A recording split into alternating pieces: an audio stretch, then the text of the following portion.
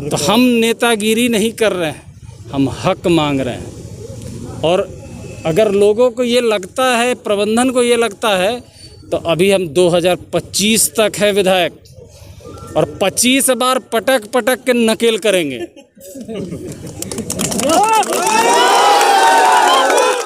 तेजस्वी यादव जी का भी कार्यक्रम यहाँ लेंगे और जब वो जन सैलाब उबड़ेगा तब हम लोग देखेंगे कि प्रशासन और ये प्रबंधन किस तरह से संभालती है यहाँ के जन सैलाब को। यह चेतावनी है, सारी बात विधायक जी ने बताया है। मैं यही कहना चाहूँगा कि जब जब जुल्मी जुल्म करेगा सत्ता के गलियारों से, चप्पा चप्पा गूंज उठेगा इनकलाब के नारों से। धन्यवाद। नमस्कार, आप देख रहे हैं अपराजिता संदेश और मैं हूं आपके साथ कौशलेंद्र यादव। इस वक्त हम मौजूद हैं औरंगाबाद जिले के नवीनगर विधानसभा क्षेत्र के एनपीजीसी विद्युत परियोजना के गेट के समीप। आज यहां नवीनगर विधायक विजय कुमार सिंह उर्फ डब्लू सिंह के नेतृत्व में बेरोजगार युवाओं को रोजगार देने को लेकर विशाल प्रदर्शन किया जा रहा है, धरना दिया जा रहा है। और इस पर विशेष जानकारी के लिए हम चलेंगे जो यहाँ के क्षेत्रीय विधायक हैं डब्लू कुमार सिंह जी, उनसे हम बात करेंगे। सर, सबसे पहले आपको हमारे चैनल के समय देने के लिए बहुत बहुत धन्यवाद। मैं आपको धन्यवाद देता हूं कि यहाँ के स्थानीय मुद्दे को आप अपने चैनल के माध्यम से उठाने का काम किया है, मैं इसके लिए आपको धन्यवाद देता हूं। सर, आपसे हम जानना चाहेंगे कि एक तरफ सरकार सबका साथ सबका विकास की बात करती है, तो फिर यहाँ बेरोजगारों को रोजगार क्यों नहीं दे रही, इसको लेकर आप क्या कहना चाहेंगे? देखिए, बड़े उम्मीद के साथ हमारे यहाँ के किसान, मजदूर और नौजवानों ने एनपीजीसी ही नहीं, बीआरबीसीएल दो एनटीपीसी प्लांट है और दोनों का स्थापना कराया। हमको याद है वो दिन अभी भी कि जिस दिन बीआरबीसीएल में पहली बार जब किसान समझौता पत्र साइन कर रहा था, वो जो समय था, मैं यहाँ के लोगों को याद दिला दूँ, आपके मीडिया के माध्यम से मैं याद दिला देता हूँ कि उस समय पूरा हिंदुस्तान जल रहा था सिंगूर के मामला को लेकर।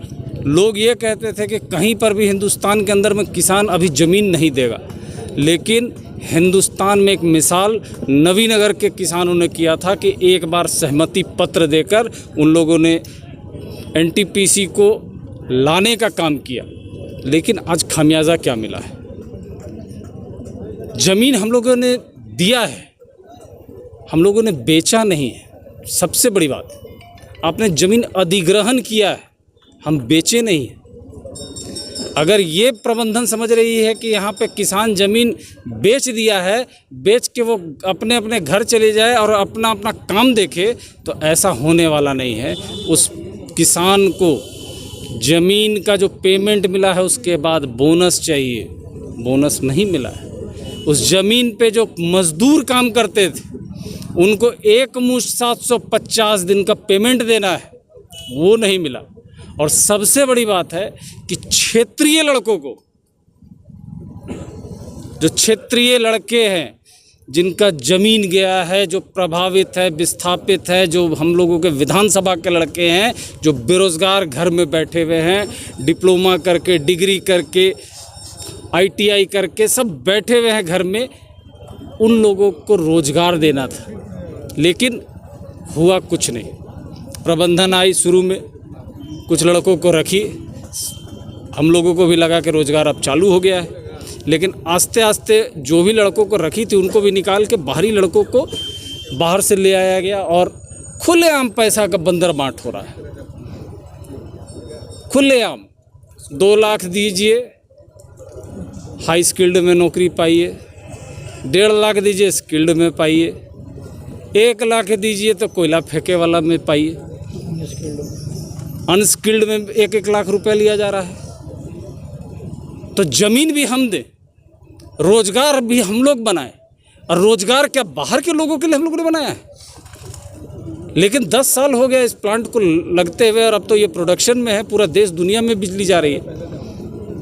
लेकिन हम लोगों के घर का जो अंधेरा है, जो नौजवानों के जीवन में अंधेरा है, उसके बारे में कभी कोई सोचने के लिए तैयार नहीं है। सोचना तो छोड़ दीजिए, विगत 10 साल के दरमियान में किसी ने भी इन सारी बातों को कभी बोलने का हिम्मत ही नहीं जुटाया। लोग ये कहते रहे कि बहुत बड़ा इकाई है एनटीपीसी, बहुत बड़ा इकाई है, किसी तरह का कोई नेतागिरी कोई नहीं कर पाएगा। तो हम नेतागिरी नहीं कर रहे हैं, हम हक मांग रहे हैं। और अगर लोगों को ये लगता है, प्रबंधन को ये लगता है, तो अभी हम 2025 तक है विधायक, और 25 बार पटक पटक के नकेल करेंगे।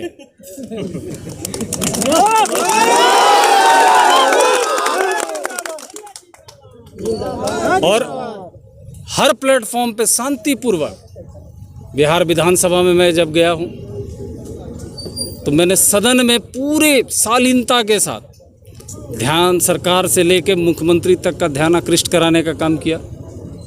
अब तो सब ऑनलाइन है, आप कभी भी लाइव देख सकते हैं या रिकॉर्डिंग देख सकते हैं।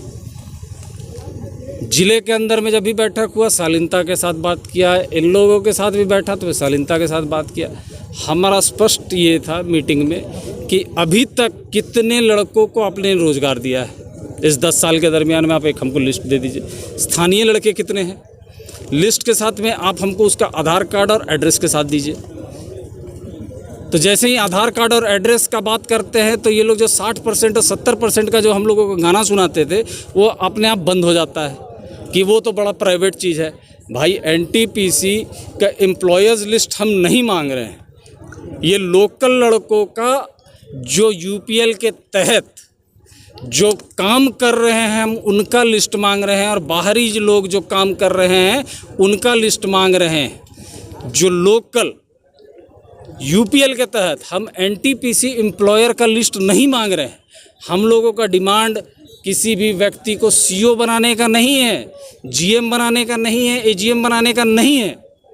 हमारा जो योग्य का लड़का है, यूपीएल के तहत मेंटेनेंस में हो, सुपरवाइज़र में हो कि 4th ग्रेड में हो, उसके लिए हम लोग बात कर रहे हैं और उसका लिस्ट मांग रहे हैं। तो ये लोग देने के लिए तैयार नहीं हैं। अगर इनका मन साफ है तो इनको तो हम एज अ विधायक मांग रहे हैं, एज अ लेमैन नहीं मांग रहे हैं। इनको तो नियमतः भी हमको दे देना चाहिए था कि नहीं विधायक जी, ये आपके क्षेत्र के लड़कों का लिस्ट है, फलाने फलाने गांव के लड़के हैं, आप इनको वेरीफाई कर लीजिए। लेकिन प्रोटोकॉल को भी ये लोग नहीं माने। लेकिन ये प्रोटोकॉल मानने के लिए तैयार नहीं है। और हम लोगों को कोरोना प्रोटोकॉल ये लोग पूरा एडमिनिस्ट्रेशन से लेके और जिला प्रबंधन तक और एनटीपीसी के प्रबंधन लोग समझा रहे हैं कि आप पे कोरोना का केस होगा, धारा 144 रहेगा, आप कुछ न धरना दे सकते हैं न प्रदर्शन कर सकते हैं। लेकिन हम पूछ रहे हैं आपके चैनल के माध्यम से कि क्या माननीय आरसीपी बाबू कल आए थे तो कौन उनको परमिशन दिया था? माननीय ललन सिंह आए थे पटना में तो उनको कौन कोविड का परमिशन दिया था? टूट जाएगा चौकी। भाजपा का अभी यात्रा चालू हुआ है, उसका परमिशन कौन दे रहा है? हम अगर अपने क्षेत्र की बात, अपनी हक की बात कर रहे हैं, नौजवानों का हक का बात कर रहे हैं, मजदूरों का हक का बात कर रहे हैं। जो लड़के नौकरी करते थे उनको निकाला गया है इस प्लांट के अंदर से। करीब 125 ऐसे लड़के हैं जो यूपीएल में नौकरी कर रहे थे, उनको बाहर निकाल दिया गया। 3 महीने तक इसी गेट पे वो लोग धरना देते रह गए, कोई सुनने के लिए तैयार नहीं हुआ। लेकिन अब हम लोग हैं और ये मेरा कर्तव्य बनता है, मेरा धर्म बनता है, ये मेरा फ़र्ज़ बनता है कि मैं अपने इस आम आवाम और जनता नौजवानों का आवाज़ बनकर कहीं पर भी मैं इन लोगों के पक्ष में बोलूं और हर हालत में इन लोगों को झुका के, प्रबंधन को झुका के इन लड़कों का हक दिलाने का काम करूं। सर, आपसे मेरा अगला सवाल होगा कि देश के बेरोजगार युवाओं के जहन में एक सवाल उठ रहा है। अंग्रेजों से आज़ादी तो हम लोग को 1947 में मिल गई, लेकिन बेरोजगारी और भूखमरी से आज़ादी कब मिलेगी? देखिए, जब तक ये एक बड़ा जटिल समस्या है, जब तक हमारे यहाँ के नेता झूठ बोलना नहीं छोड़ेंगे तब तक ये बेरोज़गारी और भूखमरी का स्थिति यही रहेगा। इलेक्शन आता है, लोग बोलते हैं, मंच पे चढ़ के बोलते हैं। अभी हम लोग विधानसभा का चुनाव लड़ रहे थे, 19 लाख रोजगार देने की बात हुई थी। आज तो सरकार बन गई है उनकी। 19 लाख रोजगार तो हम लोग को दिखना चाहिए। और हद तो तब है कि इसी एनटीपीसी प्रबंधन के साथ जिला एडमिनिस्ट्रेशन मुख्यमंत्री जी का फोटो लगाकर ये कहती है कि इस कोरोना काल में कि जो भी प्रवासी मजदूर आए हैं उनको एनटीपीसी में भी रोज़गार दिया जाएगा। तो भाई प्रवासी का छोड़ दीजिए, हम लोग का लोकले का दीजिए ना। हम लोग उसी की बात कर रहे हैं, हम लोग दूसरे की बात नहीं कर रहे हैं। आज भी बाहर से लोग आ रहे हैं, काम कर रहे हैं, जा रहे हैं। हमारे यहाँ के लड़के बेरोजगार बैठे हुए हैं, इससे ज़्यादा दुखदाई क्या हो सकती है। और उसके बाद अगर हम लोग ऐसे प्रतिनिधि, अगर हम लोग चुपचाप घर में बैठ जाएंगे तो हमको लगता है कि कभी भी बेरोजगारी समाप्त नहीं होगी। अगर राजनीति में अगर वचन से अगर हटते हैं आप पीछे, तो आप क्षेत्र के साथ और अपने साथ गद्दारी कर रहे हैं। क्या ये माना जाए कि आपकी सरकार बनेगी तो बेरोजगार युवाओं को रोजगार मिलेगा? देखिए, हम लोग हर हालत में जो हम लोगों का एजेंडा होगा उस एजेंडे पे हम लोग 100% खरे उतरेंगे, क्योंकि हम लोग जानते हैं नौजवानों का दर्द। आज हम लोग घूम रहे हैं, अपने ही केवल इसमें नहीं घूम रहे हैं, पूरे बिहार प्रदेश में घूम रहे हैं। और जो स्थिति देख रहे हैं बेरोजगारी का, आस्ते आस्ते ये दूसरा अफ़गानिस्तान बन जाएगा, दूसरा अफ़गानिस्तान बन जाएगा। यहाँ के लड़के जो हैं अपने रोज़गार के लिए कहीं ऐसा ना हो कि दूसरे रास्ते पकड़ना चालू कर दे और उस समय कोई नेता, कोई एडमिनिस्ट्रेशन काम नहीं आएगा। तो हम ये जान रहे हैं कि अब हम लोगों को ईमानदार होना होगा और ईमानदारी से इन लड़कों को नौकरी दिलाना होगा। और एक यहाँ पे हैं राष्ट्रीय जनता दल के वरिष्ठ कार्यकर्ता साखोड़ा पंचायत के पूर्व मुखिया डॉक्टर चंदन यादव जी। सर, आपसे हम जानना चाहेंगे कि आप एक बड़े किसान के पुत्र भी हैं, नेता के साथ साथ या पूर्व मुखिया के साथ साथ। जो विगत दिनों प्रधानमंत्री ने संसद में बयान दिया था कि ऑक्सीजन के अभाव में किसी को मौत नहीं हुई है कोरोना काल में, इसे आप किस नज़रिए से देखते हैं? देखिए कौशलेंद्र जी, जो ऑक्सीजन की बात है तो मैं समझता हूं कि हमारा ज़िला इसका एक उदाहरण है कि हमारे यहाँ बारून में ही ऑक्सीजन प्लांट बैठा हुआ है और संजोग से एक प्लांट हमारे ज़मीन में ही बैठा हुआ है। विधायक जी के प्रयास से और यहाँ जिला प्रशासन के द्वारा 5 जिलों में यहाँ से ऑक्सीजन का सप्लाई किया गया। और हमारे दल के राज्यसभा सांसद मनोज झा जी ने पूरे राज्यसभा में आंख में आंसू भरते हुए इस बात को रखा कि राज्यसभा और लोकसभा में बैठे हुए लोग, कोई भी व्यक्ति ऐसा नहीं है जिसका कोई ना कोई अपना सगा संबंधी नहीं मरा, और सारे लोगों ने इस बात को कबूल किया। इसलिए जो बयान केंद्र की सरकार ने दी है वो काफ़ी निंदनीय है। और यदि दिल पे हाथ रख के हम लोग सब इस चीज़ को देखें तो सब लोग जानता है कि ऑक्सीजन के बिना हर एक गाँव में, पंचायत में लोग मरे हैं। और रही बात आज के धरना की, तो हम सभी लोग अपने क्षेत्रीय विधायक के नेतृत्व में इस लड़ाई को लड़ने के लिए तैयार हैं। यदि प्रशासन और प्रबंधन हमारी बात को नहीं मानती है तो हम लोग अपने नेता प्रतिपक्ष तेजस्वी यादव जी का भी कार्यक्रम यहाँ लेंगे, और जब वो जन सैलाब उबड़ेगा तब हम लोग देखेंगे कि प्रशासन और ये प्रबंधन किस तरह से संभालती है यहाँ के जन सैलाब। यह चेतावनी है, सारी बात विधायक जी ने बताया है। मैं यही कहना चाहूँगा कि जब जब जुल्म करेगा सत्ता के गलियारों से, चप्पा चप्पा गूंज उठेगा इनकलाब के नारों से। धन्यवाद।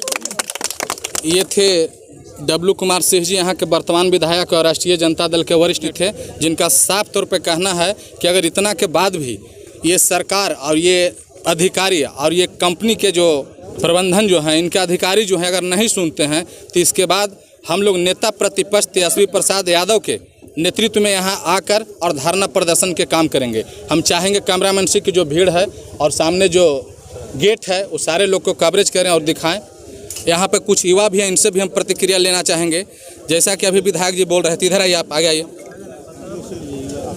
आप लोग युवा हैं, जैसा कि अभी विधायक जी ने कहा कि यहाँ के क्षेत्रीय लोगों को 60% रोजगार देने की बात कही गई थी लेकिन नहीं दिया गया। क्या कहेंगे आप, क्या ये सत्य है? जी सत्य है। ये हमारा एनपीजीसी और एनटीपीसी में हमारे जितने हमारे स्टूडेंट हैं सब ग्रेजुएशन, ITI, डिप्लोमा, इंजीनियरिंग करके बैठे हुए हैं। सबको नौकरी मिलनी चाहिए और हमारे विधायक साहब की पत्नी जी कही थी कि हम लोग सबको 60% पूरा एरिया को सबको नौकरी दिलाया जाएगा एनपीजीसी में। मैं इसी को कहकर धन्यवाद। लेकिन ऐसा नहीं दिख रहा है। नहीं दिख रहा है तो क्या लगता है आपको, ये कंपनी से, सरकार से, शासन से, प्रशासन से उम्मीद है या टूट गया? नहीं, उम्मीद है और उम्मीद जागा रहेगा। हमारे विधायक जी के प्रयास से नौकरी मिलेगी। ये थे यहाँ के क्षेत्रीय युवा। इनका भी मानना है कि विधायक जी के प्रयास से हम लोग को नौकरी मिलेगी। कैमरामैन आनंद के साथ कौशलेंद्र यादव, नवीन नगर, औरंगाबाद।